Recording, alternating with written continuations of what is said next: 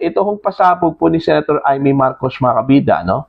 Kung saan po ay sinabi po niya mga kabida na itong mga senador at saka kongresista daw ay binabantaan po ngayon, ano? Nakakasuhan daw mga kabida, no? Lalong-lalo na po yung mga bumoto at saka boboto pa po, ano? Pabor kay Vice President Sara Duterte sa kanyang impeachment po, ano? Okay? Ito, babasahin ko muna, ito hong post po ng ABS-CBN, ano, mga kabida. Senator Amy Marcos claims that senators and congressmen are being threatened with cases unless they vote for the impeachment of Vice President Sara Duterte via RG Cruz, ABS-CBN News. Ayun. Totoo kaya ito, mga kabida, no? Ako, para sa akin, hindi po ito nakapagtataka po, ano, itong balitang ito, ano, mga kabida, kasi gaya ng sinabi ko sa mga previous vlogs ko po, ano, mga kabida, sa kasalukuyang administrasyon, wala kong imposible. Lahat po imposible po, ano, mga kabida. Kaya nga pala, siguro, ano, dyan po sa House of Representatives, lahat po ng mga miyembro po ng Committee on Justice po, ano, mga kabida, lahat po sila pabor dito ho sa impeachment Vice President Sara Duterte, ano po, mga kabida. Mantakin nyo, ha, yung kartada po mga kabida, 55 out of 55 po, ano, during the votes, ano, para lang po i-submit ito hong committee report, ano, sa plenary, mga kabida. See, lahat po sila. Wala hong tumutol po doon. Okay? Walang against po doon, ano, mga kabida, ano po. Yung mga nag-withdraw po ay hindi po mga miyembro po ng House Committee on Justice yun, ano. Nag-sit-in lang po yun, ano, mga kabida. Okay? Pero yung miyembro talaga, 55, okay? Out of 55 po, ano, yun po yung bumoto po mga kabida pabor ho sa impeachment ni Sara Duterte. Okay? Meron pong mga kongresista during the impeachment proceedings na tila against daw, ano, sa impeachment. Okay? Kumbaga, the way they question, para bang pumapabor po kay Sara Duterte, kinalaunan po mga kabida, yung ending, bumoto pala. Diba? Ito kaya yung dahilan, ano, itong pagbabanta po, ano, na kakasuhan sila, kung sakali man po, yung kanilang boto po ay pumabor po kay Sara Duterte, ano, mga kabida. Okay? Ito po yata yung mangyayari po, ano, dyan po sa Senate. Lalong-lalo na po, pagdating ho sa Senado, ito hong articles of impeachment po, ano, mga kabida, kasi aasahan po natin yan, ano, na makarating yan sa Senado, mga kabida. Kasi kung totoo po itong sinabi po ni Senador Amy Marcos, yung pagbabanta po laban ho sa mga mababatas, ako, sigurado po ako, makukuha po nila yung magic number po, ano, ito hong 106 po, mga kabida, dyan po sa plenary. Okay? Wala hong sinong manghas po, ano, na susuway. Okay? Siyempre naman, lalong-lalo na po yung mga kongresista po, ano, na binanggit yung kanilang mga pangalan po mga kabida dyan po sa issue po ng flood control projects po, ano. Okay? Kung maalala po ninyo, mga kabida, ano, during the investigations, okay, ICI, Ombudsman, Senate Blue Ribbon Committee, ano, okay, may mga mababatas dyan po sa House of Representatives na binanggit po ng mga testigo, ano, mga kabida, na tumanggap daw ng mga kickback.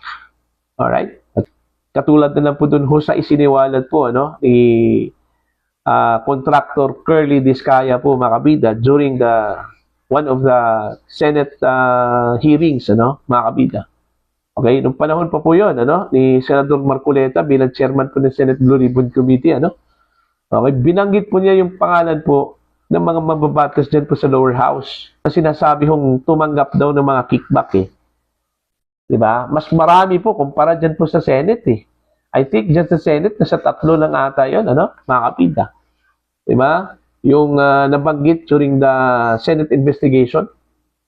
Okay, mas marami po dyan po sa House of Representatives. Kaya nga, nakapagtataka po, ano, during the investigation, ICI, Senate Blue Ribbon Committee, wala kang makita ni isang kongresista po mga kabida na nirekomenda po, ano, nasampahan po ng kaso. Okay? Yung mga senador lang po, Diba? Kaya nga, nakapagtataka kung bakit wala kong kongresista na idinamay doon ho sa rekomendasyon para sampahan po ng kaso sa ombudsman, ano, mga kabida, ano po. Ito kaya yung dahilan po, ano, mga kabida? Ito kaya yung kapalit po. Alright? Kung bakit po, walang kongresista po ang kinasuhan po, ano, mga kabida?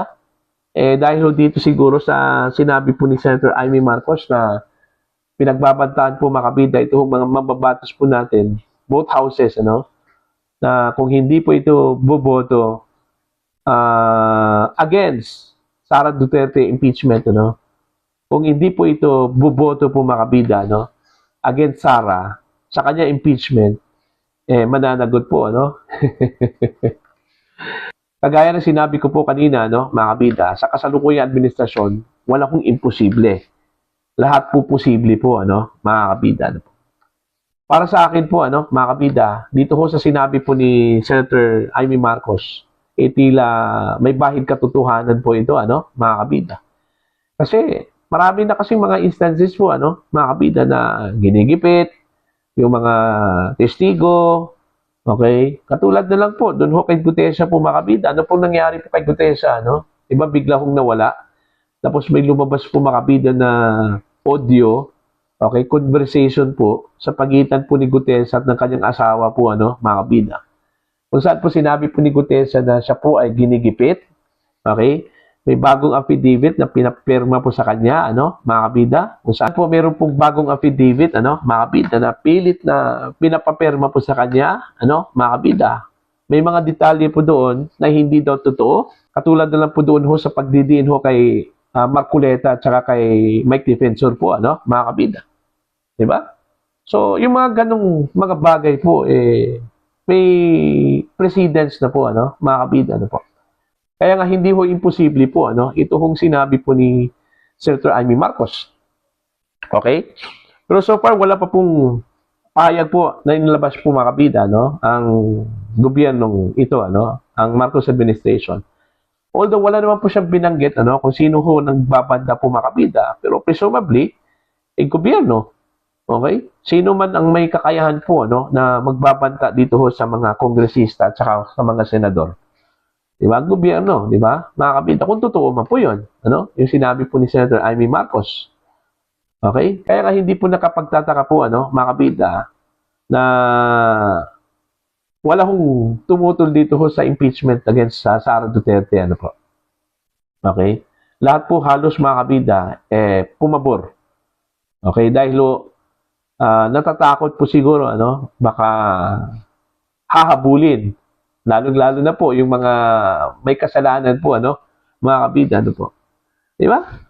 Kung hindi ako nagkamali, nasa 17 congressmen nata yun, yung idinawit yung mga pangalan po nila sa ginawang Senate Blue Ribbon Committee hearings, ano, mga kabida. O, 17, imagine that, ano. Pero wala hong ni isa ang nirekomenda po, mga kabida, na sasampahan po ng kaso, ano. Okay?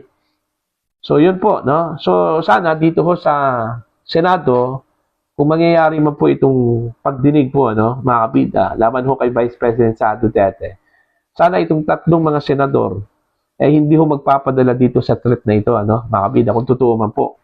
Okay? Katulad na lang po ni Senator Joel Villanueva, Jinggoy Estrada po, at saka Senator Chis Escudero. Itong tatlo po, puro po may mga kaso dyan, ano, mga kabida, ano po.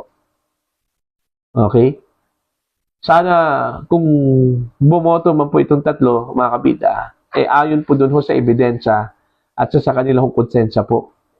Hindi ho magpapadala po sa anumang pressure, okay, panggigipit, ano, mga kabida, at saka anong tawag po dito, bantang kakasuhan, ano. Total, itong mga tatlong senador, may kaso na po ito, ano, mga kabida. Ano pa pong dapat ikakatakot po, ano? Diba? Kinasuhan na po eh. In fact, may pending investigation nata po, ano? Diyan po sa Office of the Ombudsman, ano? Mga kabida. Okay? So, yun lang po, no? Para po sa inyo, ano po ang inyong opinion at pananaw po, ano? Dito sa isiniwalat po ni Senator Amy Marcos. Kumbaga, tila panggigipit po ito, ano? Mga kabida. Para lang po bumoto po, ano? Pabor sa impeachment ni Sara Duterte. Ito hong mga mambabatas dyan po sa lower house at maging itong mga senador po, ano, mga kabida, ano po.